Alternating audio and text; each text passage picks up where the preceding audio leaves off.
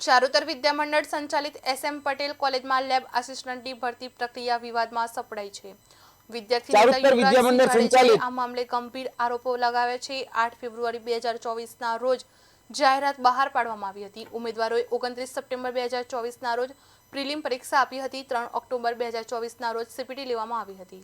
એક દિવસ બાદ ફાઇનલ મેરિટ યાદી જાહેર કરવામાં આવી હતી। મેરિટમાં આવેલા ઉમેદવારોના ના પ્રમાણપત્રોની ચકાસણી પણ કરવામાં આવી હતી। વિદ્યાર્થી નેતા યુવરાજસિંહના જણાવ્યા અનુસાર 7 મહિના સુધી નિમણૂક પત્રને બદલે માત્ર વાયદાઓ જ મળ્યા છે। થોડા દિવસ પહેલા કોલેજે જણાવ્યું કે ભરતી માટે પૂર્વ મંજૂરી મળી નથી અને પરીક્ષા રદ કરવામાં આવી છે। જો કે તેમના જણાવ્યા પ્રમાણે સરકાર તરફથી NOC 1 વર્ષ પહેલા જ મળી ગઈ હતી। આ જ સમયગાળામાં અન્ય કોલેજોમાં સમાન નિયમ હેઠળ ભરતી પ્રક્રિયા પૂર્ણ કરી નિમણૂકો આપવામાં આવી છે। યુવરાજસિંહે આરોપો મૂક્યા છે કે પસંદગીના ઉમેદવારો ન આવતા આ તરકટ રચવામાં આવ્યું છે। યુવરાજસિંહે વધુમાં જણાવ્યું કે ઉમેદવારોને અઠવાડિયામાં નિમણૂક પત્ર મળશે તેવા વાયદા કરવામાં આવ્યા હતા, પરંતુ આ વાયદો માધવપુરાના મેળાથી વડનગરથી બોર્ડ મીટિંગ સુધી લંબાતો રહ્યો છે।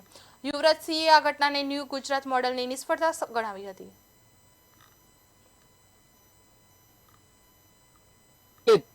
SM Patel college home science જે વલ્લભ વિદ્યાનગર ખાતે આવેલી છે, ત્યાં આજથી 1 વર્ષ પહેલા 2024ના ફેબ્રુઆરી મહિનામાં એક ભરતી બહાર પડી હતી અને ભરતીનું નામ હતું લેબ આસિસ્ટન્ટ।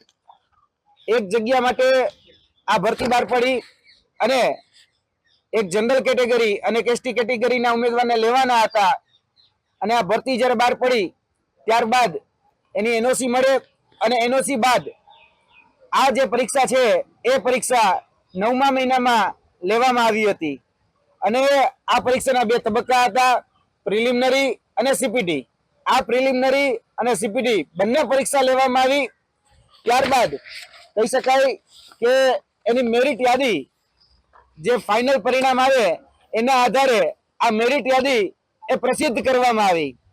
મેરિટ યાદીમાં ઉમેદવારોને ડોક્યુમેન્ટ વેરિફિકેશન માટે બોલાવવામાં આવ્યા અને જે ઉમેદવારોને ડોક્યુમેન્ટ વેરિફિકેશન કર્યા બાદ જેના પસંદગી યાદી આવે એ પસંદગી યાદીમાં ઉમેદવારોને લિસ્ટ જાહેર કરવામાં આવ્યું કે તમારે 15 દિવસની અંદર તમને નિમણૂક પત્ર મળી જશે।